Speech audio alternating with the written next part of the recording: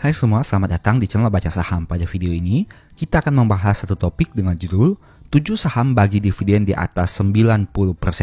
Apakah pemegang saham sangat diuntungkan?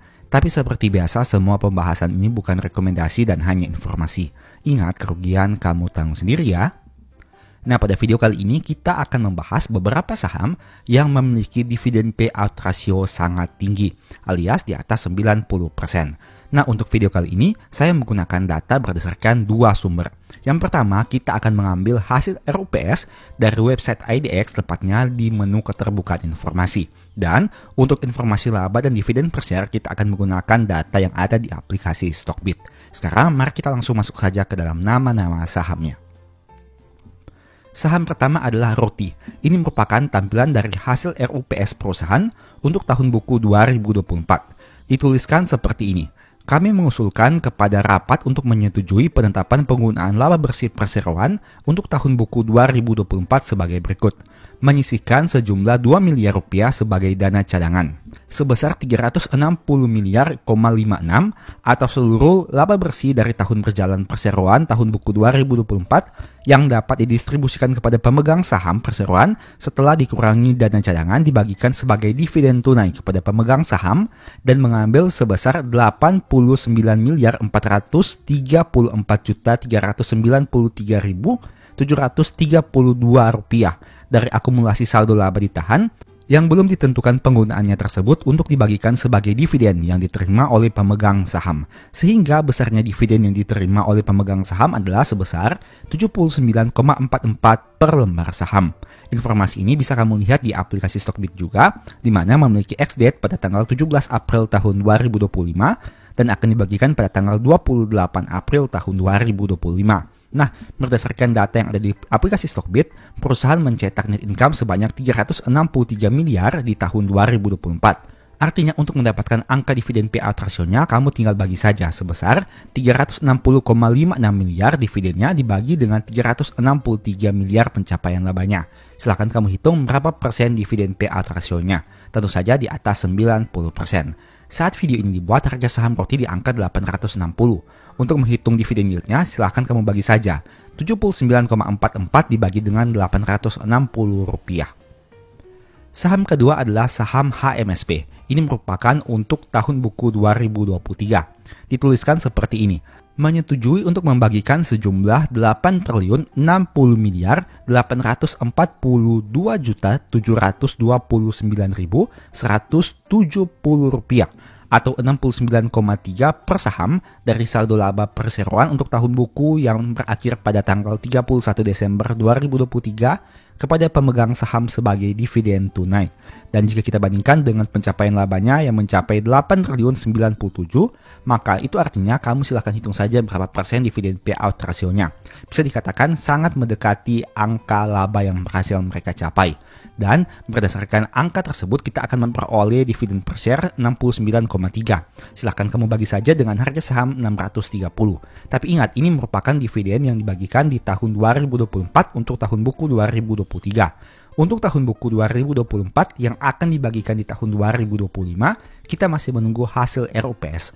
Tapi jika mengacu pada data tahun sebelumnya, kamu mungkin bisa menghitung secara sekilas berapa persen dividen yang akan kamu terima di tahun 2025 ini jika kamu pemegang saham HMSP. Saham ketiga adalah CAMP. Dituliskan seperti ini. Menetapkan laba bersih perseroan untuk tahun buku 2023 adalah sebesar 127 miliar sekian. Nah, dengan penggunaannya sebagai berikut. Sebesar 117 miliar 700 juta rupiah akan dibagikan sebagai dividen tunai kepada pemegang saham, yaitu sebanyak 5 miliar 885 juta saham, sehingga setiap saham akan memperoleh dividen tunai sebesar 20 per lembar saham.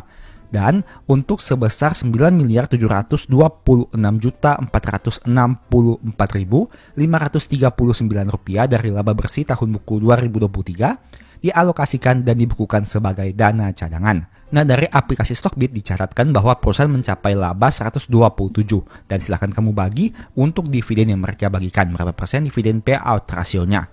Nah, berdasarkan data di aplikasi Stockbit juga, dividen per share-nya sebanyak 20 per lembar saham.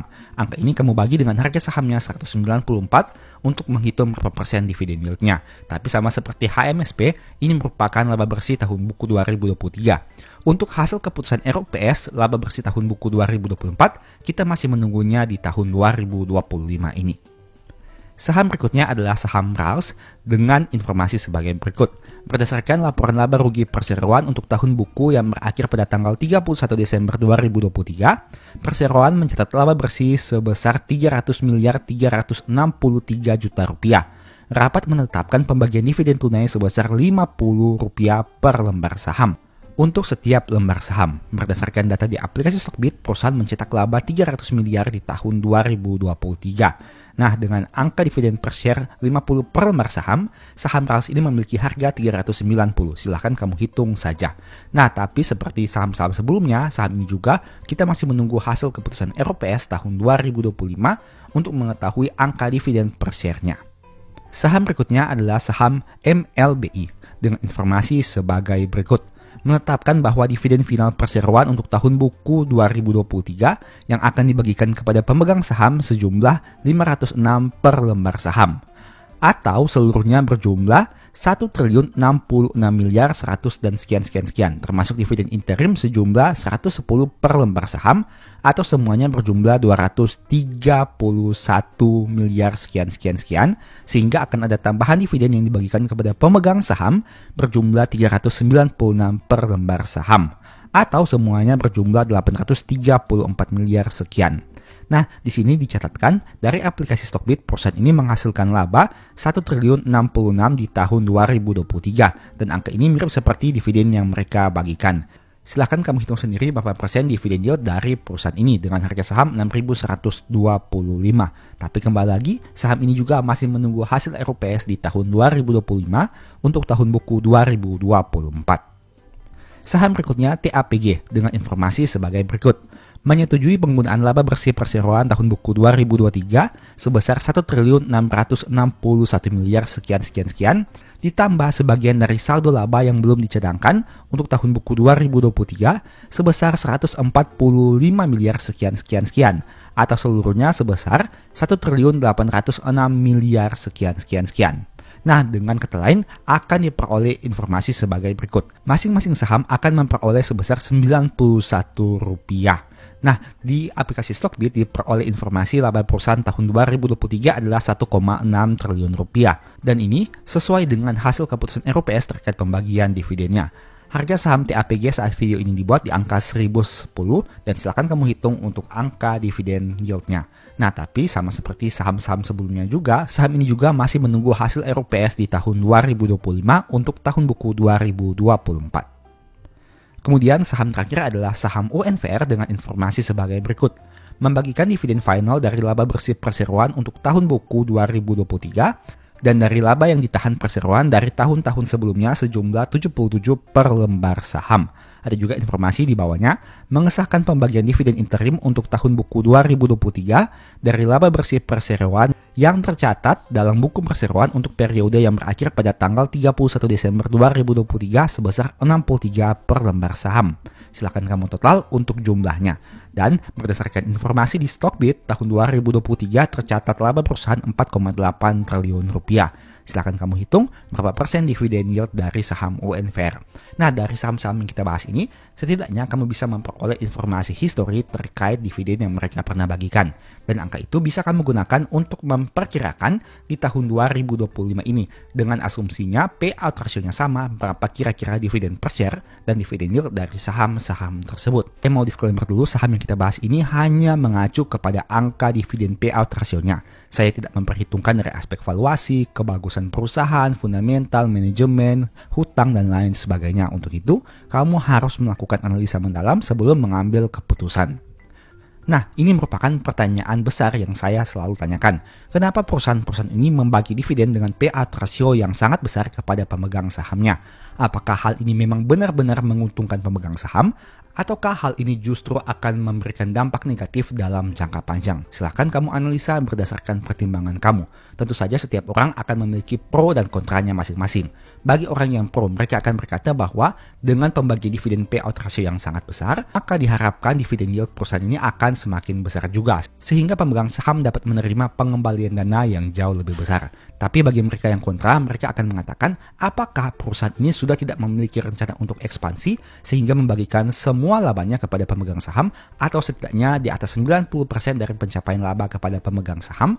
Itu merupakan dua pertanyaan dan dua jawaban yang bertolak belakang. Silakan kamu pertimbangkan sesuai dengan hasil analisa dan keyakinan kamu masing-masing. Dan intinya, setiap saham memiliki skenario yang berbeda. Untuk itu, pastikan kamu memiliki analisa dari saham yang kamu beli. Kamu setuju nggak kalau perusahaan bagi dividen sebesar ini? Silahkan tulis di kolom komentar. Semoga video ini bisa memberikan manfaat dan informasi baru kepada kamu, khususnya untuk kamu yang ingin memproyeksikan kira-kira di tahun 2025 ini berapa besar dividen yang akan dibagikan perusahaan. Caranya seperti yang saya sampaikan tadi. Kamu lihat dulu data historinya dengan asumsi payout ratio yang sama, hitung dividen per share-nya, dan kamu akan menemukan angka dividen yield-nya. Sebagai informasi sebelumnya, saya juga sudah sempat buat satu video yang mungkin bisa berguna bagi kamu. Silahkan nonton hingga selesai agar memperoleh pemahaman yang utuh. Beberapa saham yang akan kita bahas ini identik dengan istilah sell in May.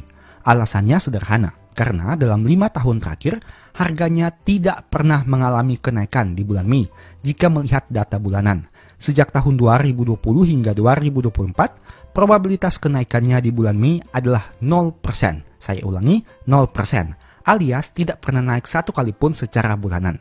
Jika mau tahu nama sahamnya, silakan lihat video ini hingga selesai.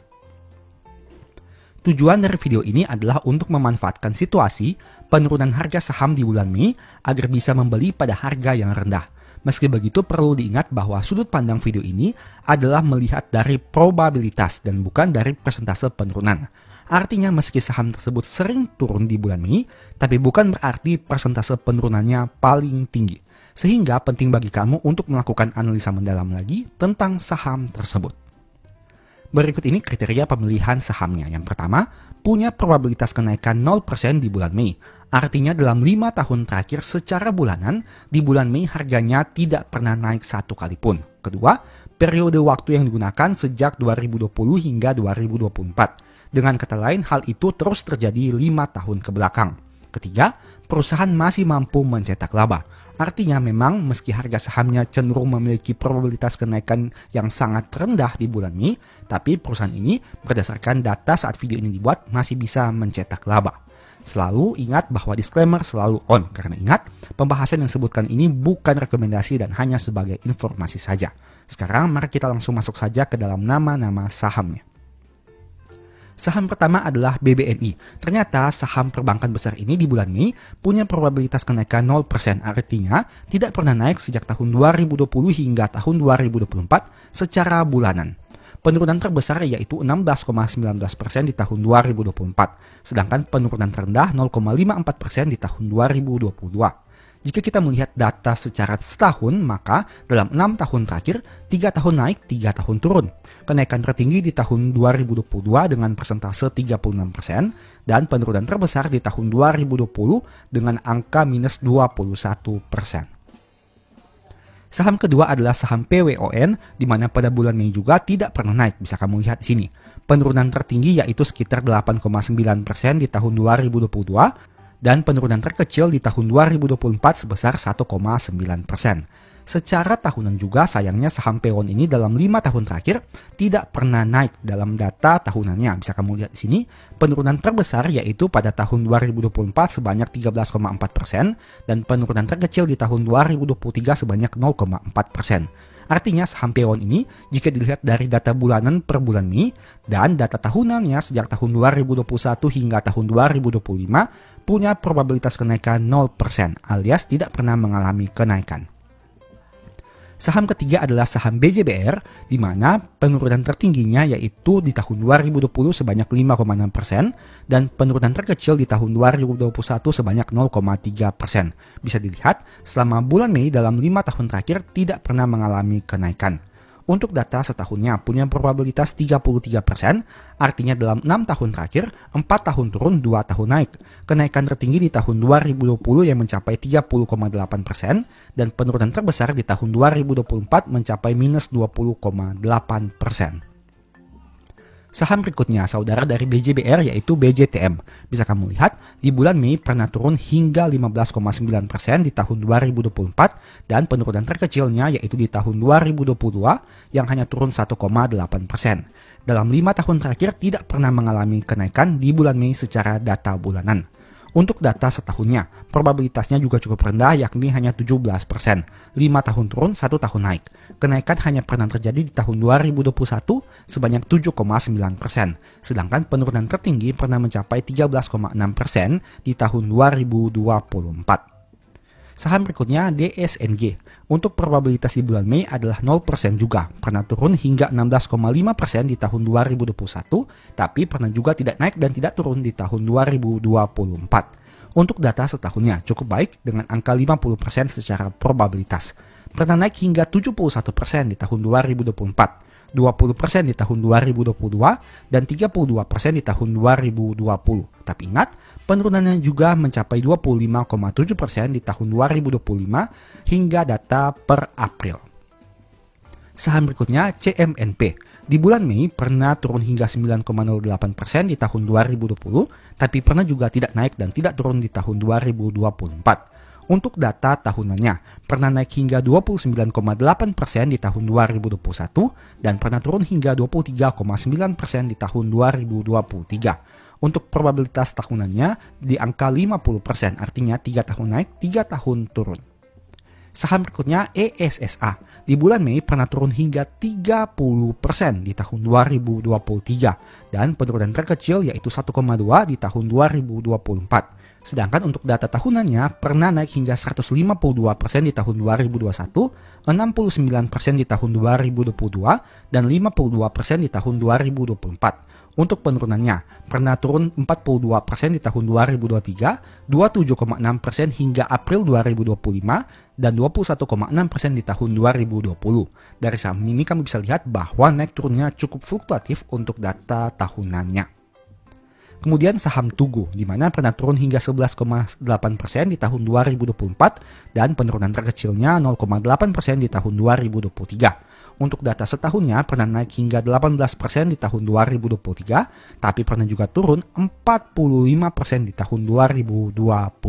Sehingga hal ini juga harus menjadi pertimbangan kamu. Kemudian ada saham BSIM. Di bulan Mei pernah turun hingga 9,9% di tahun 2024, tapi pernah juga tidak naik, tidak turun di tahun 2023. Untuk data tahunannya, pernah naik hingga 66% di tahun 2021, dan pernah turun hingga 8,3% di tahun 2024. Tapi untuk data tahunannya, probabilitas kenaikannya cukup rendah dengan angka 33%. Artinya, dalam 6 tahun, 4 tahun turun, 2 tahun mengalami kenaikan. Saham berikutnya SPTO, di mana dalam bulan Mei pernah turun hingga 5,8% di tahun 2020, tapi pernah juga tidak naik, tidak turun di tahun 2023. Untuk data tahunannya, pernah turun hingga 30% di tahun 2020, dan pernah naik 16% di tahun 2024. Probabilitas setahunnya 50%, artinya dalam 6 tahun, 3 tahun naik, 3 tahun turun. Nah, dari 10 saham yang kita bahas itu, baik itu SPTO, BSIM, Tugu, ESSA, CMNP, DSNG, BJTM, BJBR, PWON, dan BBNI, menurut kamu bagaimana? Adakah saham yang menarik untuk dikoleksi di bulan Mei? Ingat, data ini saya hanya menampilkan berdasarkan probabilitas, tidak melihat analisa fundamental, tidak melihat manajemen, valuasi, dan lain sebagainya.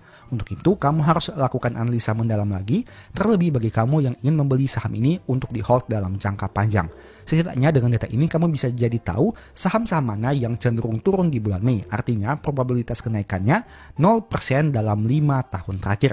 Meski begitu, seperti yang saya katakan tadi, saya hanya membahas dari aspek probabilitas, bukan persentase naik turunnya. Sehingga mungkin saja ada beberapa saham yang memang tidak pernah naik di bulan Mei secara probabilitas, tapi penurunannya juga tidak terlalu signifikan. Sebaliknya, mungkin ada saham yang probabilitas kenaikannya jauh lebih tinggi di angka 0%. Misalkan 20%, 30%, 50%, dan seterusnya. Tapi ada suatu waktu di mana ada tahun-tahun tertentu penurunannya jauh lebih signifikan dari saham-saham yang kita bahas ini. Nah, itu merupakan beberapa pertimbangan yang harus kamu pertimbangkan sebelum mengambil keputusan untuk melakukan pembelian atau penjualan. Tapi setidaknya dengan data ini kamu jadi tahu saham-saham mana yang cenderung turun di bulan Mei dan bisa memanfaatkan momentum dalam jangka pendek ataupun mengkoleksi saham-saham untuk di hold dalam jangka panjang. Tapi kembali lagi, disclaimer on, semua saham yang disebutkan bukan rekomendasi dan hanya informasi saja. Untung rugi kamu yang tanggung sendiri. Dan pesan singkat pada video ini, selalu ingat bahwa semua saham yang disebutkan bukan rekomendasi dan hanya bersifat edukasi serta informasi. Mohon juga agar dapat mengecek kembali data yang ditampilkan karena bisa saja terjadi kesalahan pengetikan atau pengambilan data. Di video berikutnya ini dibahas materi apa lagi? Tulis di kolom komentar ya. Sebagai informasi, berikut ini beberapa list ebook baca saham. Pertama, psikologi saham. Kedua, stock for living. Ketiga, strategi nabung saham. Keempat, the stock market. Dan yang kelima, cara cepat analisa laporan keuangan. Apabila tertarik, chat saja pada nomor WA yang ada. Sekian video ini, semoga bermanfaat. Thank you.